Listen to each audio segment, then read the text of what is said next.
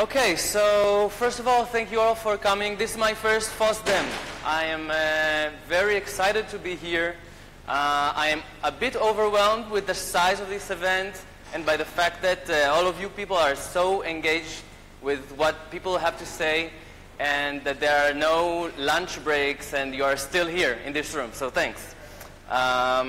Okay, so without further ado, let's talk about debugging. This is what we're going to talk about today, and I'm going to talk about something that's really going to change our community. Now, let's start with a few questions. With a raise of hand, how many people here develop front-end applications? Okay, very good. How many people still use alert as the main way to debug their application? Okay, okay. I like you, I like. How many people use console log as the main way? Okay, and how many use some browsers debugger? And the last one, how many use Mozilla's debugger, Firefox? Okay, so I feel like, is there anyone who has not raised their hand at all? Okay. Do you develop apps, sir? Okay, so yeah, debugging. So debugging is indeed it's hard. There are a few ways to do it, and I think a lot of developers, as seen by the raise of your hands today, don't resort to the debugger as the first way to debug the application. And I put this responsibility more on the debuggers than the developers, because we are users. We will use whatever tool makes us most productive. So, like, how many times did this happen to you? That you are debugging and your code is somewhere between the start and the end of the call stack, and all the rest is just other people's code. It's frameworks. Or you have your code, you're trying to debug your application in production. You have this variable called user. You're trying to debug it and evaluate what the value is, but it's impossible because the code is obfuscated. It's actually E. So, did this happen to you? No? Well, sometimes. Okay, so how would you like to have the power to change this behavior in the debugger? Well, in Firefox DevTools team, they would like you to have this power, and it's like the ideal scenario today because you've just had 1 hour. How many people here attended last two sessions about by Julian and Nicola? Okay, so for you it's great. I already have the context of what's going on in the debugger. But today I'm going to give you the context about how Firefox is giving you the power to shape your own JavaScript debugger. So about me, my name is Amit. I'm a front-end consultant from Israel. I'm also a Mozilla tech speaker. You can find me on GitHub. I sometimes write on Medium, and I tweet with the same handle. What I do in my day-to-day job is I help organizations scale consistently with their UI and up their UI games by building out design systems and atomic design. So enough about me. Let's talk about your JavaScript in 2017, or sorry, in 2018. Oh my God, the slide is totally out of sync. So the first thing is it's probably framework driven. You're probably using a lot of third-party code in your application, and your code is a portion of this application. Now, if you write some ES6 code, you're probably transpiling that to ES5 just because you're running it in all the browsers, or you're writing TypeScript, or let's say you're transpiling your code. Also, you're probably bundling your code if you like to be on the edge because you're writing dozens of source files and you want to save bandwidth and not send out so many requests, so you're bundling your code. And also, you're a super developer who knows that they don't want all their code to be exposed on the client side, even though it's not real security. But you like to minify and obfuscate and uglify your code, and that's the best practices for today. So I'm going to cover these points, but also, if you're doing other things than just mapping arrays, then you probably have some asynchronous code. You're fetching data from a server, or you're handling user interactions. And finally, you might be running your JavaScript in other things than a browser, a laptop's browser. You might be running them on a controller. You might be running them on your refrigerator or a security camera. So to debug JavaScript applications means you have also to address these points. Comes in Debugger Dot HTML project, which is a new and shiny project out of the Mozilla Firefox DevTools team.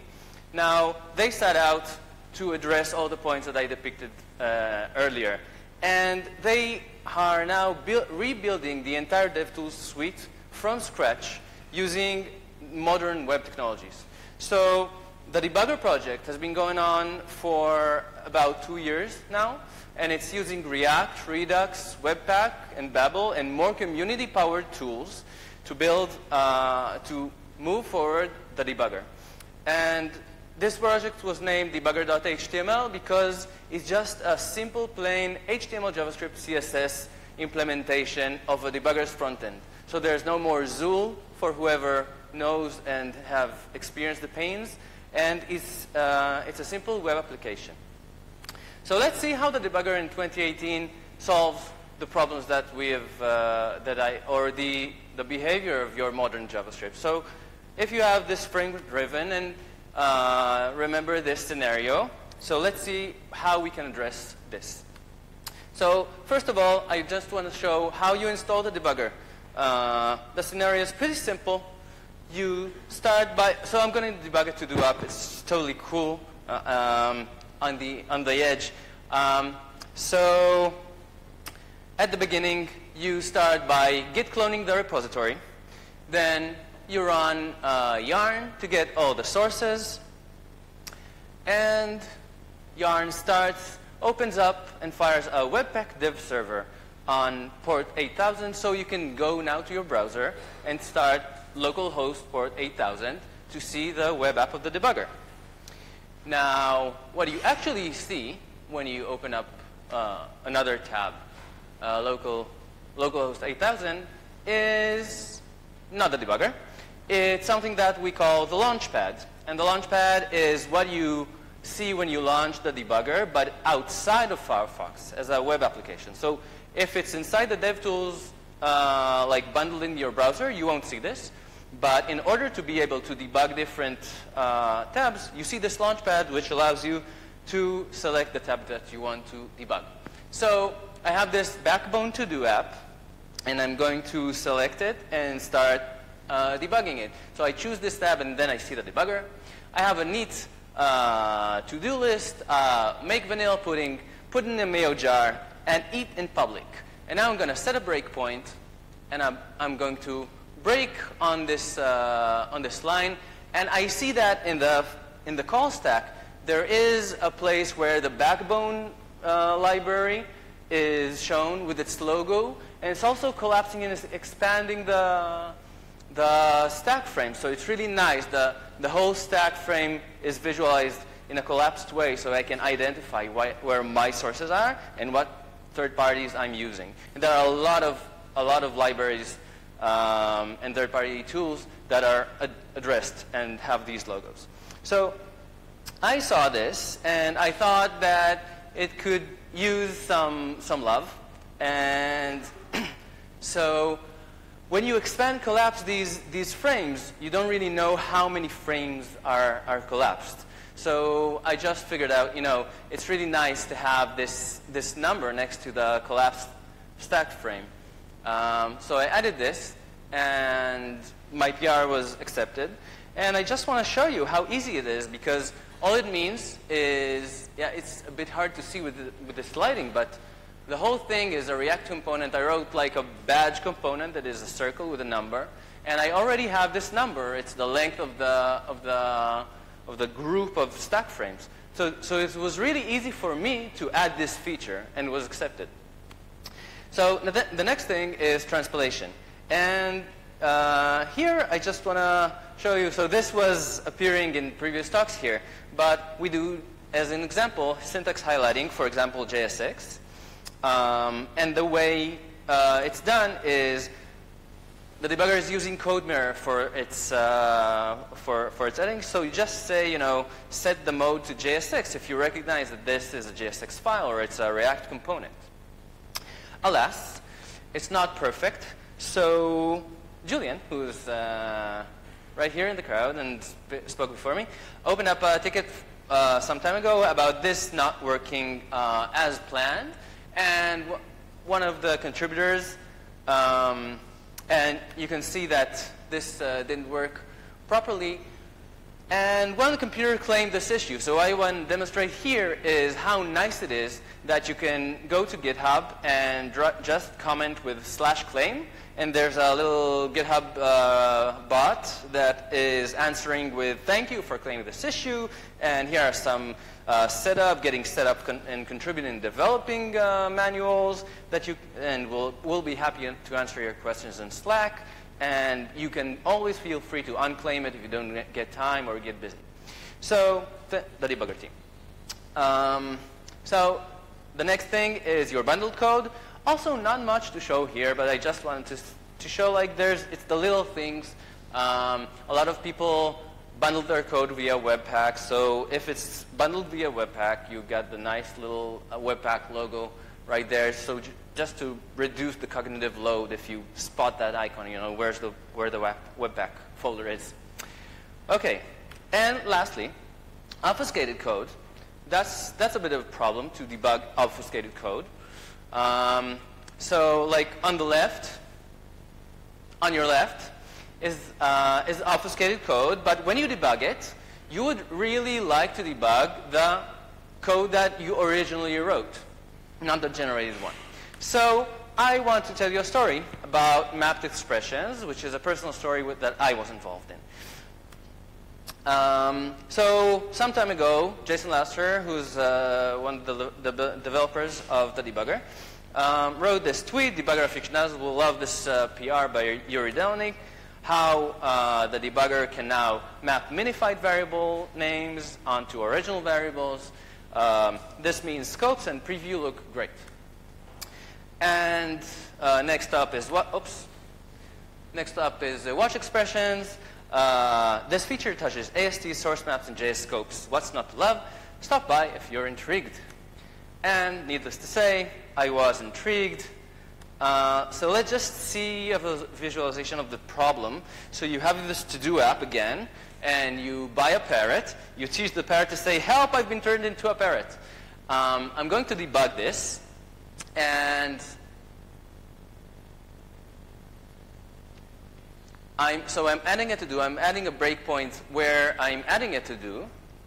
And let's enlarge this for a second. And now I'm pausing the breakpoint. And I can see that action is properly evaluated when I hover over it.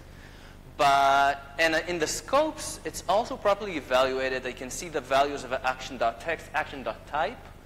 However, when I evaluate the expression in the watch expressions, action is unavailable. And if I write T there, then it does get evaluated properly. So what happens here is the actual front end of the debugger is going over to the back end, which is a Firefox web application. It says, hey, can you evaluate action for me? And the Firefox received this message and says, hey, sir, there's someone here trying to evaluate action. I can't find it anywhere. And then tell them we don't have it. And then the front end says, oh, shit, I'm sorry, you're right, it's T, my bad. And then Firefox says, okay, T is cool, and everyone's happy. And the code that is responsible for this mishap is in a function called evaluate expression, which receives an expression and just takes the input that the user wrote and sends that out to Firefox. And that is, of course, not good because we're sending action, which is bad. We want to send T. So yeah, this is a problem. And the way to solve it is just to add a snippet between that, I get the input, and before I send it out, I just do a little thing that changes action to T. And then I send it over. So cool stuff in the middle. And let's just see this in action so that you believe me and we're all on the same page and I have your credibility. So another to-do, you sneeze in front of the Pope, get blessed. Now I really want to add a to-do that says stop telling jokes, and I'm paused on this breakpoint, and now I'm evaluating action gets evaluated properly. Yay, it worked unexpectedly. I can also, though, evaluate other things. I can write action.text. I can write action.type. I can concatenate strings, so I can say, don't plus action.text. Let's just wait for the guy or the girl to type this. And I can also do sort of crazy things. I can evaluate everything. And you must remember, this is the original source. It's not the generated one. It's not the bundled, obfuscated, uglified one. So I pasted this in, a very, very complicated expression gets evaluated properly. So the task at hand is to replace action with T in all these types of expressions. Now, if it was only I want to evaluate action, that would be easy. I replace action with T. But as it comes to action.text, I need to transform it to t.text. A little bit trickier. I might think of a solution, maybe a regular expression to exchange. But what happens with, this string concatenation? Or what happens with this very complex expression? So here, the solution for us is using the mighty Babel. And the Babel gives us the ability to build out an AST. So with a raise of hand, who here knows what AST stands for? Okay, great. So it stands for Abstract Syntax Tree, which means a representation of a data structure of our code. So let's just very briefly look at the AST for this type, for this expression. This expression is an expression statement. It has 22 characters, starts at 0 and at 21.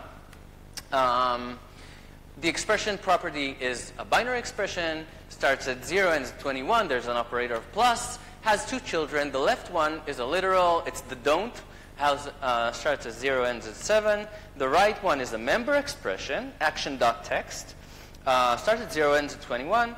The member expression is also divided into two properties, the object, which is the identifier action, and the property, which is the identifier text. Okay, so this is the AST for this expression. Now, once I have the AST for this expression, I can run this code, which will help me do the switch. So I take this expression, and I use Babel to parse it. I parse it into the AST that I've just shown you. Now, I traverse this AST with all these binary expression, member expression, object literals, and blah, blah, blah.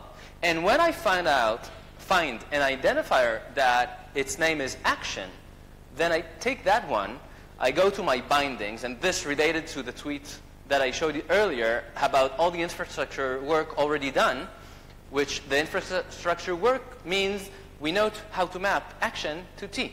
So I find this identifier action, I replace it with T, and what I just need to do now is generate a new abstract syntax, generate a new expression out of my modified syntax tree. So then we have don't plus t.text. How nice is that? Come on. Thanks.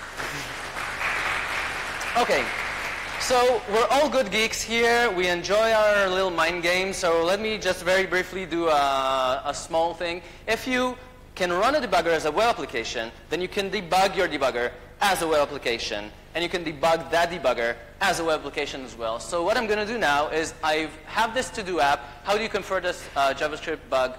I opened a debugger called D1, and then I opened a debugger called D2, which is showing me the sources for D1.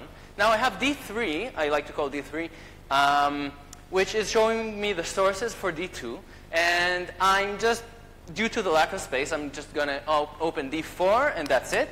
That's showing the sources and ability to debug D3. And what we're going to have now is a little pause party. the nicest place to pause on a breakpoint when you're debugging a debugger is when it's pausing, because then all the information comes to life. You see both the sources and the stack frames and everything. So let's start. How do you confirm a JavaScript bug? You console it. Now we're paused on D4, and I can see all the stack frames, and these frames relate to the frames that D3 is paused on. So I'm going to play that, and D3 suddenly comes to life. And I placed just the same breakpoint in the same place, and I see D2 coming to life, and then I step over, and I can see that the expression is not well evaluated. But that's because I didn't run the code to evaluate the expression. But when I'll do it now, I will see the expression get evaluated here on D1. And now I'm going to play D1, and the web application resumes. So it's really neat to be able to write code in a debugger. So main message here is just don't be afraid to dip your toe. I started with just pull requests that have CSS changes, and little by little I start to understand more and more of the code, which brings me to you, the community. So if the community does the work, the community gets to decide what features go in. And this is 100% true for Firefox and specifically for the debugger. And anyone can help, whether it be styling or code contribution or performance optimizations and profiling or writing tests and documentation or doing design work. Anything is possible, anything is needed. And this is a first-class open source project. And they're pushing very hard for community engagement. And I think it's monumental because it means that individual contributors they can contribute by reusing the knowledge that they get at their workplace or at home and apply it in the debugger. But more importantly, it works both ways, because if you're a React developer at work and you contribute to the debugger, you also get value from contributing because you're getting knowledge and experience from working with the team of experts that's working on the debugger. So you get your contribution from giving your contribution, which is great. And I think it's also monumental because this is the first time that I know about that a browser, a platform, is using community-powered tools to develop its own. So this is really nice. And there are many ways that you can engage in this project. So the first one is by using Slack. There's a Slack channel. Second one is on GitHub. It's no more Bugzilla, no more Mercurial. It's all developed in the modern workflow that we know today. There are weekly updates because the nature of open source projects is you open up your laptop to work on it, and then you finish your work, you forget about it for maybe a week or 2 or 3, and you want to come back to the project, understand what has happened. So you get these weekly updates. You can read out what people have done. There's a lot of documentation, and there are weekly calls where it's on video, and you can see the team and see other contributors and sort of relax, because during the intense work of coding and code reviews online, you can just hop in on a call, no judgment, no criticism, and just hang out and chat a little bit with the team and get to understand what's going on. So makes it a lot more personal. Now, I want to share with you a way that I got people hooked in Israel about this project, amongst others, and we call it the Goodness Squad. So this is something that I organize in Israel for a little over a year now, and it's a monthly hacking event. And the nice thing about it is the format. We organize for each event, we prepare a few projects. So in addition to organizing the event, I bring the debugger, and other people bring in their projects, or other big company projects or individual projects, and they are the mentors of these projects. So if between 10 and 50 people come to the event, they choose the project that they want to work on, and the mentor is responsible to get those people in